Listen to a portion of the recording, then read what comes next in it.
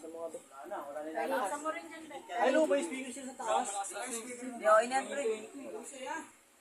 Malaki daw. Malaki daw. Malaki daw. Yung isa, kuhain mo dun. Ikaw kumuha. Dayan. Kuha mo nga yan. Isang araw lang.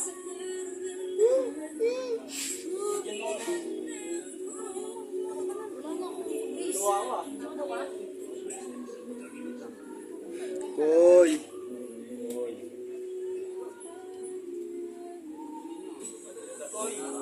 Bakit binigla mo lahat?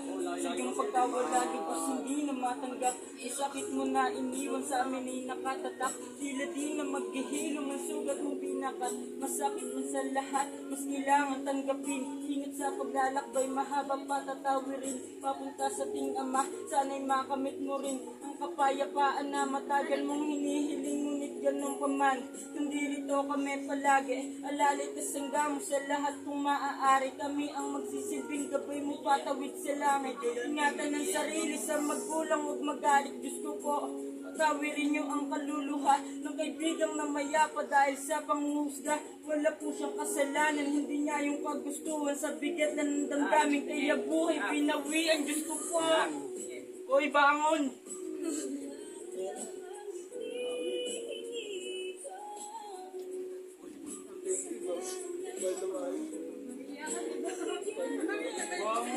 Kailangan siya ka na!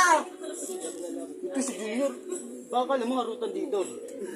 Wow.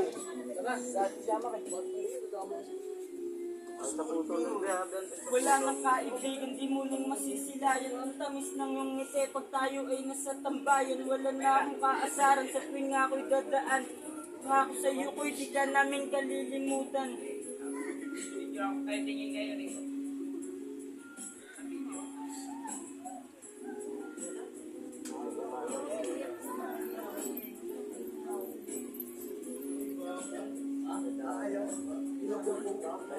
Walang ganyan.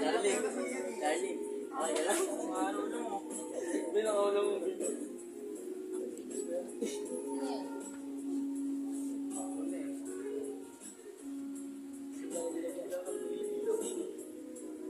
Sundan ni Riley yan. Isang araw lang.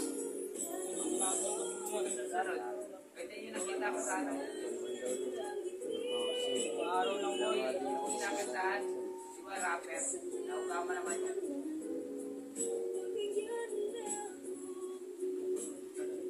Sa mga akong paglalakbay, kapatid.